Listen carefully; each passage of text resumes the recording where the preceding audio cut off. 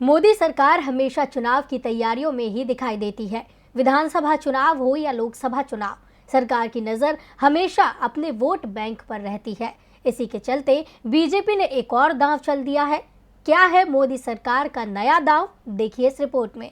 केंद्र सरकार की नजर देश के सबसे बड़े वोट बैंक पर टिक गई है। जी हां, हम बात कर रहे हैं ओबीसी की, जिसकी संख्या देश में लगभग 45% है और बीजेपी इसे अपने पाले में करने की कोशिश कर रही है, जिसके चलते संसद के मौजूदा सत्र में ही 127वां संविधान संशोधन विधेयक लाया जा सकता है। बता दें कि सुप्रीम कोर्ट ने इसी साल 5 मई को मराठा आरक्षण पर फैसला सुनाते हुए 102वें संविधान संशोधन को सही ठहराया था, लेकिन साथ ही में ये भी साफ किया कि राज्य सामाजिक और आर्थिक रूप से पिछड़े वर्ग की लिस्ट तय नहीं कर सकते, केवल राष्ट्रपति उस लिस्ट को नोटिफाई कर सकते हैं।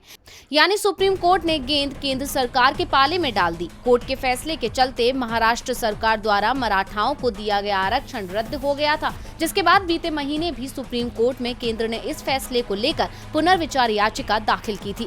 इसके बाद अब मोदी सरकार ने संसद में फिर से राज्य सरकारों को ओबीसी की पहचान करने और उन्हें अधिसूचित करने का अधिकार वापस देने के लिए कानून में संशोधन प्रस्ताव लाने पर विचार शुरू कर दिया है। इस सत्र में अगर सरकार का ये प्रस्ताव पारित हो जाता है तो राज्य सरकारों को ये अधिकार फिर से मिल जाएगा, जो सुप्रीम कोर्ट ने राज्यों से छीना था। वी लाइव की रिपोर्ट।